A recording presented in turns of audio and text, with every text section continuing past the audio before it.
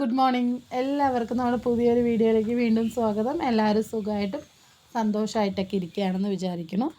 അപ്പോൾ 1-2 ദിവസമായിട്ട് ആൾക്ക് തീരെ വയ്യാണ്ടൊക്കെ ഇരിക്കുകയാണ് കേട്ടോ. വീഡിയോസൊന്നും എടുത്തിട്ടുണ്ടായിരുന്നില്ല. അപ്പോൾ വീഡിയോ എടുക്കാനും വയ്യ, അതൊന്ന് എഡിറ്റ് ചെയ്ത് ഇടാനോ ഒന്നും വയ്യ. പനിയും ജലദോഷവും പിന്നെ ശ്വാസം മുട്ടും ഒക്കെ ആയിട്ട്, മെയിനായിട്ട് ശ്വാസം മുട്ടലാണ് കേട്ടോ. അത് വന്നാൽ പിന്നെ നമുക്ക് സംസാരിക്കാൻ പോലും അങ്ങനെയായിട്ട് പറ്റില്ലല്ലോ. അപ്പോൾ പിന്നെ വീഡിയോസൊന്നും എടുക്കാനായിട്ട് നിന്നില്ല. ഇപ്പോൾ 2 ദിവസമായിട്ട് മരുന്നൊക്കെ കഴിച്ച് ഇപ്പോൾ ഇത്തിരി ആയിട്ട് ഓക്കെ ആയിട്ട് വരുന്നുണ്ട് കേട്ടോ. വലിയ കുഴപ്പമില്ല. എന്നാലും ഇത്തിരി നടക്കുകയോ അല്ലെങ്കിൽ ഒരുപാട് എന്തെങ്കിലും ഇത്തിരി ഭാരമുള്ള പണികളൊക്കെ ചെയ്യുമ്പോൾ വീണ്ടും നമുക്കത് വരുന്നുണ്ട്. എന്നാലും കുഴപ്പമില്ല. മരുന്നൊക്കെ കഴിച്ചപ്പോൾ ഇത്തിരി ഭേദമായിട്ട് വരുന്നുണ്ട് കേട്ടോ. അപ്പോൾ ഞാൻ ഇന്നിപ്പോൾ എന്തായാലും വീഡിയോ എടുക്കാമെന്ന് പറഞ്ഞിട്ട് പതുക്കെ വന്നതാണ്. രാവിലെ ഏട്ടനെ ചായയൊക്കെ ഉണ്ടാക്കി കൊടുത്തു. ചായ മാത്രമേ ഉണ്ടാക്കി കൊടുത്തുള്ളൂ കേട്ടോ. വയ്യാത്തതുകൊണ്ട് 2-3 ദിവസമായിട്ട് കഴിക്കാനൊന്നും അങ്ങനെ ഉണ്ടാക്കണമൊന്നുമില്ല. ഉള്ളത് വെച്ചിട്ട് ഇങ്ങനെ ബ്രെഡോ അല്ലെങ്കിൽ എന്തെങ്കിലുമൊക്കെ തട്ടിക്കൂട്ടി ഉണ്ടാക്കിയിട്ട് കൊടുക്കുകയാണ് കേട്ടോ ചെയ്യുന്നത്. ഏട്ടൻ പോയിട്ടുണ്ട്. പിന്നെ ഞാൻ ചോറ് വയ്ക്കാനുള്ള അരിയൊക്കെ അടുപ്പത്തിട്ടിട്ടുണ്ട് കേട്ടോ. ഇനിയിപ്പോൾ ചോറൊക്കെ വെന്ത് വരുമ്പോഴത്തേക്ക് ഞാനിത് അവിടെ ഒരു ചെറിയൊരു പണിയിൽ ഇങ്ങനെ ഏർപ്പെട്ടിട്ടുണ്ട്.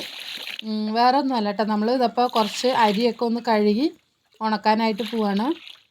ഇതിപ്പോൾ കുത്തരിയാണ് കേട്ടോ. നമ്മൾ വീട്ടിൽ നിന്ന് അമ്മ ഇന്നാളുകൂടെ വന്നില്ലേ, ആ ഒരു സമയത്ത് നമുക്ക് ഒരു 3-4 കിലോ പച്ചരി, എന്താണ് നമ്മൾ സ്വന്തമായിട്ട് നമ്മൾ ഉണ്ടാക്കിയ നെല്ലിൻ്റെ അരി ഉണ്ടല്ലോ, നമ്മളെ കുത്തരി എന്നൊക്കെ പറയില്ലേ, അതിൻ്റെ പച്ചരിയാണ് കേട്ടോ. അപ്പോൾ അതൊരു 3-4 കിലോ അമ്മ കൊണ്ട് തന്നു. ഞാനൊന്നും ചെയ്തിട്ടുണ്ടായിരുന്നില്ല, അങ്ങനെ എടുത്ത് വെച്ചിരിക്കുകയായിരുന്നു. ഇനിയിപ്പോൾ എന്തായാലും മഴക്കാലമൊക്കെ വരികയാണ്. അപ്പോൾ ഇതുപോലത്തെ പണികളൊക്കെ ഒരുക്കി വയ്ക്കും. അപ്പോൾ ഞാൻ കുറച്ചൊരു 3-4 കിലോ, 3-4 കിലോ അല്ല കേട്ടോ, ഒരു 2-3 ഇടങ്ങാഴി അരി എടുത്തിട്ടുണ്ട്. വെറും പച്ചരി കേട്ടോ. അതിപ്പോൾ റേഷൻ അരിയൊന്നുമല്ല, നമ്മൾ നാടൻ പച്ചരിയാണ്. അപ്പോൾ അതൊന്ന് കഴുകി വൃത്തിയാക്കി കൊണ്ടിരിക്കുകയാണ്. ഇതിപ്പോൾ ഉണക്കി പൊടിപ്പിച്ച് വെച്ചാൽ നമുക്ക് മഴക്കാലത്തേക്ക് സുഖമായിട്ട് പുട്ടോ ഇടിയപ്പമോ ഒക്കെ ഉണ്ടാക്കാമല്ലോ, പത്തിരിക്കൊക്കെ ഉണ്ടാക്കാം. അപ്പോൾ ഇതിൻ്റെ കൂടെ വേറെ ഒന്നും ചേർക്കില്ല കേട്ടോ, പച്ചരി മാത്രമേ ഇടുന്നുള്ളൂ. ഇനിയിപ്പോൾ റേഷൻ അരി വേണമെങ്കിൽ അതുമുണ്ട്, റേഷൻ അരി ഉണ്ടായിരുന്നു കേട്ടോ. അപ്പോൾ ഞാൻ ഇന്നിപ്പോൾ ഈ പച്ചരി ഇങ്ങനെ വെച്ചിട്ടുണ്ടെങ്കിൽ ഇപ്പോൾ മഴക്കാലമൊക്കെ വരികയാണ്. ഞാനാണെങ്കിൽ അതിൽ നിന്ന് എടുത്തിട്ടേ ഇല്ല കേട്ടോ. അപ്പോൾ അണ്ടാവിൽ കൊട്ടി വെച്ചിരിക്കുകയാണ്. ഇനി മഴക്കാലമായി വെച്ചാൽ ഈ അരിയൊക്കെ കുറേ ദിവസം നമ്മൾ എടുക്കാണ്ടിരുന്നാൽ പൂക്കാനായിട്ട് തുടങ്ങും, പൂപ്പൽ വരും. അപ്പോൾ അതുകൊണ്ട് അതിൽ നിന്ന് കുറച്ച് എടുത്തിട്ട് കഴുകി ഉണക്കി പൊടിക്കാമെന്ന് വിചാരിച്ചു. പിന്നെ ഗോതമ്പും ഉണ്ടായിരുന്നു കേട്ടോ, അത് 2-3 കിലോ ഉണക്കി വെച്ചിട്ടുണ്ട്. ഇനിയിപ്പോൾ അരിയും ഉണക്കിയിട്ട് എല്ലാം കൂടെ ഒരുമിച്ച് പൊടിക്കാമെന്ന് വിചാരിച്ചു. കുറേശ്ശെ കൊണ്ട് പൊടിക്കണമല്ലോ, അതിന് മടിച്ചിട്ടിട്ടാ. അപ്പോൾ നമുക്ക് എപ്പോഴും 1 കിലോനാണ് കേട്ടോ എന്താണ് ഗോതമ്പ് കിട്ടുന്നത്. അപ്പോൾ അത് ഓരോ കിലോനായിട്ട് പൊടിക്കാൻ പറ്റില്ല. അപ്പോൾ 2-3 മാസം കൂടുമ്പോൾ ഞാനതൊന്ന് കഴുകി ഉണക്കി വെക്കും. അങ്ങനെയാണ് കേട്ടോ. ഒരുമിച്ച് ഒരു 3-4 കിലോനൊക്കെ ആകുമ്പോഴാണ് പൊടിക്കുക. അതിൻ്റെ കൂട്ടത്തിൽ നമ്മൾ ഇതുപോലെ അരി ഉണക്കിയിട്ട് പൊടിക്കും. പിന്നെ മഞ്ഞൾ ഉണക്കി വെച്ചതുണ്ട്, അതും പൊടിച്ചിട്ടില്ല. അപ്പോൾ എല്ലാം കൂടെ ഒരൊറ്റ ട്രിപ്പിൽ പോകാനുള്ളൊരു പ്ലാനിലാണ് കേട്ടോ. ഉണക്കി വെച്ചിട്ട് 2 മാസമായി, അതിനിപ്പോൾ കേട് വന്നോന്ന് അറിയില്ല. അപ്പോൾ എന്തായാലും അതവിടെ ഇരിക്കട്ടെ. എന്നാലും ഈ പുതിയതൊക്കെ ഒന്ന് കഴുകി ഉണക്കി വെക്കണം. അപ്പോൾ ഞാൻ കഴുകി ഉണക്കാനിടുന്ന സമയത്ത് നല്ല വെയിലുണ്ടായിരുന്നു. വൈകുന്നേരം ആയപ്പോൾ നല്ലൊരു മഴയും വന്നു കേട്ടോ. എന്തായാലും സാധനമൊക്കെ ഉണങ്ങി കിട്ടിയിട്ടുണ്ടായിരുന്നു. അപ്പോൾ എന്തായാലും ഞാൻ ആദ്യം തന്നെ പച്ചരിയൊക്കെ ഒന്ന് കഴുകി വാരി വയ്ക്കുകയാണ് കേട്ടോ. ഇനി അടുത്തത് ഗോതമ്പ് കഴുകണം. അപ്പോൾ ഞാനിങ്ങനെ സംസാരിച്ച് കൊടുക്കുമ്പോൾ എനിക്കിങ്ങനെ ശ്വാസം മുട്ടലുള്ളത് കൊണ്ട് തന്നെ ചെറുതായിട്ട് ശബ്ദമൊക്കെ ഇങ്ങനെ അടഞ്ഞു പോകുന്നുണ്ട്. സംസാരിക്കുമ്പോൾ അങ്ങനെ എല്ലാം കൂടെ അങ്ങോട്ട് എന്താ പറയുക, യോജിച്ച് കിട്ടുള്ള വാക്കുകൾ ചെറുതായിട്ട് മുറിഞ്ഞു പോവുകയാണ് കേട്ടോ, അടപ്പൊക്കെ വന്നിട്ട് തൊണ്ടയിൽ. അപ്പോൾ ശ്വാസം മുട്ടൽ വന്നാൽ എനിക്ക് ഇങ്ങനെയാണ് കേട്ടോ, സംസാരിക്കാമെന്ന് പറയും. എല്ലാവർക്കും അങ്ങനെ തന്നെ. പിന്നെ ശ്വാസം മുട്ടൽ വരുമ്പോൾ ചിലപ്പോൾ ചിലർക്ക് ചില ലക്ഷണങ്ങളൊക്കെ ഉണ്ടാവും. എനിക്കിങ്ങനെ നടുമുതുകുണ്ടല്ലോ, ആ ഭാഗത്ത് നന്നായിട്ട് ചൊറിയും കേട്ടോ ശ്വാസം മുട്ടൽ വന്നാൽ. അത് ചിലർക്ക് അങ്ങനെയാണ്. പിന്നെ ചിലർക്ക് തല ചൊറിയും എന്ന് പറയുന്നത് കേട്ടിട്ടുണ്ട്. ചിലർക്ക് മൂക്ക്, തൊണ്ട അങ്ങനെയൊക്കെ ആയിരിക്കും. ഓരോരുത്തർക്കും പല വ്യത്യാസങ്ങളിലായിരിക്കും ലക്ഷണങ്ങൾ. ഞാനിത് ഡോക്ടർ പറയുന്നത് കേട്ടിട്ടാണ്. എനിക്കാണെങ്കിൽ ബാക്ക് ഭാഗത്ത് നമ്മളെ നടുമുതുകായിട്ട് അവിടെ ഈ ലെൻസിൻ്റെ അതേ കറക്റ്റ് ബാക്കിൽ ചൊറിയും ഈ ഒരു ടൈമിൽ. അത് വല്ലപ്പോഴും ഒക്കെ ഉണ്ടാവും കേട്ടോ. പിന്നെ നമ്മൾ ഈ ഒരു സമയത്ത് ഇത്തിരി കടുകട്ടിയുള്ള പണിയെടുക്കുകയോ ഇത്തിരി നടക്കുകയോ അങ്ങനെയൊക്കെ ചെയ്തു വെച്ചാൽ ശ്വാസം മുട്ടൽ കൂടുകയാണ് ചെയ്യുക.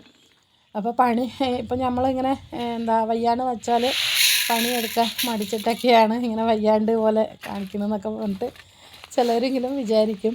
അപ്പോൾ അങ്ങനെയല്ല കേട്ടോ. ഞങ്ങൾക്ക് അസുഖങ്ങൾ വരുമ്പോഴല്ലേ ബുദ്ധിമുട്ട് അറിയുള്ളൂ. അതേപോലെ തന്നെയാണ് എനിക്ക് ഇതുപോലെ വയറ് വേദനയുണ്ട്. അതിപ്പോൾ കുറേ ആയിട്ടൊന്നുമില്ല, പക്ഷേ ഇടയ്ക്കൊക്കെ വരാറുണ്ട്. അതും ഇതുപോലെ വയറ് വേദനിക്കുന്ന സമയത്ത് എനിക്ക് ഒരുപാട് അങ്ങനെ വേദനിക്കില്ല, എന്നാലും ചെറുതായിട്ടൊക്കെ ഒരു അസ്വസ്ഥതമായിട്ടുള്ളൊരു വേദനയായിരിക്കും കേട്ടോ. കുറേയൊക്കെ ഡോക്ടറിനെ കാണിച്ചു മരുന്ന് കഴിക്കും, പിന്നെ അത് കുറച്ച് കാലത്തേക്ക് ഉണ്ടാവില്ല, പിന്നെ വീണ്ടും വരും. അപ്പോൾ ആ വയറുവേദന വരുന്ന ടൈമിൽ എനിക്ക് ഫുഡ് കഴിച്ചിട്ടുണ്ടെങ്കിൽ വയറുവേദന മാറും. അപ്പോൾ ഞാൻ ചെറുപ്പം മുതലേ ഇതുപോലെ വയറുവേദന വരുമ്പോൾ നമുക്ക് സഹിക്കാൻ പറ്റാത്ത വേദനയൊക്കെ അങ്ങനെ വരുമ്പോൾ ഞാൻ വേഗം ഭക്ഷണം എടുത്ത് കഴിക്കട്ടെ. അപ്പോൾ കുറച്ച് സമയത്തിന് വയറുവേദന നിൽക്കും. ചിലർക്ക് വയറുവേദന വരുമ്പോൾ ഭക്ഷണം കഴിച്ചാലാണ് വയറുവേദന വരിക. ചില വയറുവേദനകൾ അങ്ങനെ കണ്ടിട്ടുണ്ട്. അപ്പോൾ എനിക്കാണെങ്കിൽ ഭക്ഷണം കഴിച്ചാൽ നിൽക്കും. അപ്പോൾ വീട്ടിലൊക്കെ പണ്ടിങ്ങനെ എന്നെ കളിയാക്കും, ഭക്ഷണം കഴിക്കാൻ വേണ്ടിയിട്ടുള്ള വയറുവേദനയാണെന്ന് പറഞ്ഞിട്ട്. അതുപോലെ നമ്മൾ അടുപ്പിൻ്റെ അവിടെയൊക്കെ നിന്ന് ചൂട് വയറിൽ തട്ടുന്ന സമയത്ത് ആ ഒരു ടൈമിലും വയറുവേദന വരാറുണ്ട് കേട്ടോ. അപ്പോൾ ഞാൻ എളുപ്പത്തിൽ വയറുവേദന നിൽക്കാൻ വേണ്ടിയിട്ട് ഞാൻ എളുപ്പത്തിൽ ഭക്ഷണം എടുത്ത് കഴിക്കുകയാണ് ചെയ്യുന്നത്. അപ്പോൾ അത് ചിലർക്ക് ഞാൻ ഭക്ഷണം കഴിക്കാൻ വേണ്ടിയിട്ടുള്ള വയറുവേദനയാണെന്ന് പറഞ്ഞിട്ട് പറയും. അത് ഓരോരുത്തർക്കും ഓരോരോ ലക്ഷണങ്ങളാണ് അല്ലേ. അപ്പോൾ എന്തായാലും അങ്ങനെയൊക്കെയാണ് കേട്ടോ എൻ്റെ ഒരു അസുഖത്തിൻ്റെ ഒരു ഇത്. എന്നാലും കാര്യമായിട്ടുള്ളതൊന്നും പറയത്തക്കൊന്നുമില്ല. എന്നാലും ചില സമയങ്ങളിൽ ഇതുപോലെ വരുമ്പോൾ ആ ഒരു ടൈമിൽ ചെറിയ ചെറിയ ബുദ്ധിമുട്ടുകളും കാര്യങ്ങളൊക്കെ ഉണ്ടാവും, അത്രയേ ഉള്ളൂ. നമ്മളെ കാണുമ്പോൾ നല്ല തണ്ടും തടിയൊക്കെ ഉള്ളൊരു മനുഷ്യൻ, അപ്പോൾ പെട്ടെന്ന് തന്നെ അസുഖം വരും കേട്ടോ. എൻ്റെ ഒരു ബോഡി വെച്ചിട്ട് അങ്ങനെയാണ്. അപ്പോൾ നമുക്ക് ഇങ്ങനെ ഒരുപാട് അങ്ങോട്ട് സ്ട്രെയിൻ ചെയ്ത് പണി ചെയ്യാനും ഒരു ആരോഗ്യം എന്ന് പറയുന്നത് ഇച്ചിരി കുറവാണ്. എന്നാലും കുഴപ്പമില്ല കേട്ടോ. അങ്ങനെ പെട്ടെന്ന് കാറ്റടിക്കുമ്പോഴേക്കും അസുഖം വരുമൊന്നുമില്ല. എന്നാലും വന്നു വെച്ചാൽ ചിലപ്പോൾ അങ്ങനെ കുറച്ച് ദിവസത്തേക്ക് ബുദ്ധിമുട്ടായിരിക്കും. അപ്പോൾ അങ്ങനെ നമ്മൾ അരിയും ഗോതമ്പും ഒക്കെ ഉണങ്ങാനിട്ടു. പിന്നെ ഇതിപ്പോൾ 3-4 ദിവസമായിട്ട് മുമ്പ് നമ്മൾ വയ്യാതെ ഇരിക്കുന്നതിന് മുമ്പ് ഞാൻ കുറച്ച് വിറകൊക്കെ ഒന്ന് കൊത്തി വെച്ചിട്ടുണ്ടായിരുന്നു കേട്ടോ. ഓരോ ദിവസം ഓരോ കെട്ട് ഇടും. അപ്പോൾ 2-3 ദിവസമായിട്ട് വയ്യാത്തതുകൊണ്ടൊന്നും എടുക്കില്ല. അപ്പോൾ 3-4 ദിവസമായിട്ടുണ്ട് കേട്ടോ. അതൊന്ന് കൊത്തി അവിടെ വെച്ചിട്ട് അപ്പോൾ അതൊന്ന് കെട്ടി വെക്കണമായിരുന്നു, ചെറിയ ചെറിയ ചുള്ളികളൊക്കെ. അപ്പോൾ അതൊക്കെ ഒന്ന് വാരി കെട്ടി വെക്കാം കേട്ടോ. ഇന്നിപ്പോൾ കുറച്ച് വിറകൊക്കെ ഇങ്ങനെ എല്ലാം ശേഖരിച്ച് വെക്കുന്നുണ്ട്. ഇന്നിപ്പോൾ വൈകുന്നേരം ആകുമ്പോഴേക്കും നല്ല മഴയും വന്നു കേട്ടോ. കുറച്ചും കൂടെ വിറക് ഇതുപോലെ ഒതുക്കി വെക്കാനുണ്ട്, പക്ഷെ അത് വെക്കാനായിട്ട് പറ്റിയില്ല. അങ്ങനെ പിന്നെ ഞാൻ അതൊക്കെ ചെയ്ത് വെച്ചു. പിന്നെ നമ്മുടെ മാങ്ങ മരത്തിൽ ഇടയ്ക്കൊക്കെ ഇതുപോലെ കിട്ടാറുണ്ട് കേട്ടോ മാങ്ങപ്പഴം. ഡയറക്റ്റായിട്ട് നമ്മൾ പഴുത്ത് നിൽക്കുമ്പോൾ തൊട്ടിയെടുത്തിട്ട് വലിക്കും. എന്നിട്ട് ഇതുപോലെ നമുക്ക് കഴിക്കുക, പച്ചയ്ക്ക് കഴിക്കാം, അല്ലെങ്കിൽ ഇതുപോലെ ജ്യൂസ് അടിക്കുകയാണെങ്കിൽ എങ്ങനെ ചെയ്യാം. അപ്പോൾ നല്ല നാടൻ മാങ്ങയാണ് കേട്ടോ. അപ്പോൾ ഞാൻ എന്തായാലും അത് കിട്ടിയപ്പോൾ 3 എണ്ണം കിട്ടിയിട്ടുണ്ട്. അപ്പോൾ ഞാൻ എന്തായാലും എപ്പോഴും കഴിക്കുകയല്ലേ, അപ്പോൾ പിന്നെ ഇന്നിപ്പോൾ ജ്യൂസ് എന്തെങ്കിലും അടിക്കാമെന്ന് പറഞ്ഞിട്ട് ഞാൻ സ്മൂത്തി അടിക്കാമെന്ന് വിചാരിച്ചു കേട്ടോ. അപ്പോൾ അതിനൊന്ന് നന്നായി പഴുത്തിട്ടുണ്ട്. അതൊക്കെ ഒന്ന് കഴുകി വൃത്തിയാക്കി കൊണ്ടുവന്നു. എന്നിട്ട് ഇതുപോലെ അതിൻ്റെ പൾപ്പൊക്കെ എടുക്കുകയാണ് കേട്ടോ. ഇതിപ്പോൾ ഇങ്ങനെ മുറിച്ചെടുക്കാനും പറ്റില്ല, കാരണം ആ കത്തിൻ്റെ ആ ഒരു ഫ്രൂട്ട്സ് മുറിക്കുന്ന കത്തിയാണ്. അതിലിങ്ങനെ ചകിരി ഉണ്ടല്ലോ മാങ്ങൻ്റെ, അതൊക്കെ പിടിച്ചിട്ട് നേരാവണ്ണം കിട്ടില്ല. എന്നാലും ഞാൻ അത് വെച്ച് നമ്മളെ മാങ്ങൻ്റെ ആ തൊലിയൊക്കെ ഒന്ന് മാറ്റുകയാണ് കേട്ടോ. തൊലി വേറെ, നമ്മുടെ പൾപ്പ് വേറെ. പക്ഷേ ഈ തൊലി ഉണ്ടല്ലോ കഴിക്കാൻ നല്ല ടേസ്റ്റാണ് കേട്ടോ, നല്ല മധുരമാണ്. മാങ്ങ കഴിക്കുകയാണെങ്കിൽ ഇതിന് കടിച്ചിട്ട് തൊലിയോടെ കൂടി കഴിക്കുകയാണ് നല്ലത്. ഈ തൊലി നല്ല ടേസ്റ്റാണ് കേട്ടോ. അപ്പോൾ ഞാൻ തൊലിയൊന്നും കളഞ്ഞില്ല, തൊലി മൊത്തം ഞാൻ കഴിച്ചു. അപ്പോൾ ഞാനിതാ അവിടെ 2-3 മാങ്ങ കിട്ടി. അതിലൊരു കുഞ്ഞു മാങ്ങ നന്നായിട്ട് കേട് വന്നിട്ടുണ്ടായിരുന്നു കേട്ടോ, അത് കളഞ്ഞു. പിന്നെ ബാക്കിയുള്ള 2 മാങ്ങയാണ് നമ്മൾ സ്മൂത്തി ഉണ്ടാക്കാനായിട്ട് എടുത്തത്. അപ്പോൾ ഞാൻ എന്തായാലും ഈ ഒരു മാങ്ങകളെല്ലാം ഒന്ന് പൾപ്പൊക്കെ എടുത്തിട്ട് സ്മൂത്തി അടിക്കട്ടെ. അപ്പോൾ ശ്വാസം മുട്ടലുള്ള സമയത്ത് ഇങ്ങനെ തണുത്ത കാര്യങ്ങളൊന്നും കഴിക്കാൻ പാടില്ല.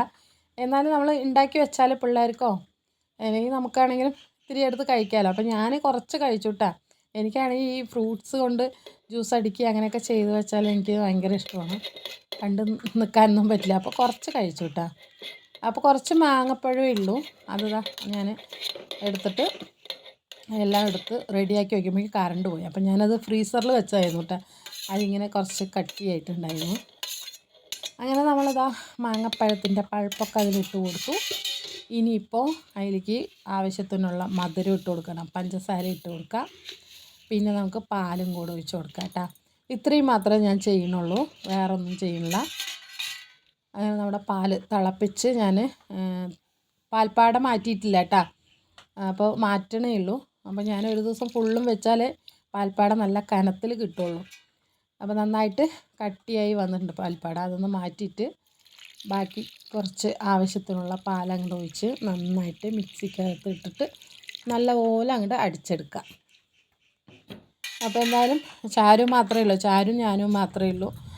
അപ്പോൾ ഞങ്ങൾക്കുള്ള പാലൊഴിച്ചിട്ട് അങ്ങനെ അടിച്ചെടുത്തു കേട്ടോ. നല്ല ടേസ്റ്റ് ഉണ്ടായിരുന്നു കേട്ടോ. ഇത് കാണാനും നല്ല ഭംഗിയുണ്ട്, നല്ല ടേസ്റ്റും ഉണ്ട്.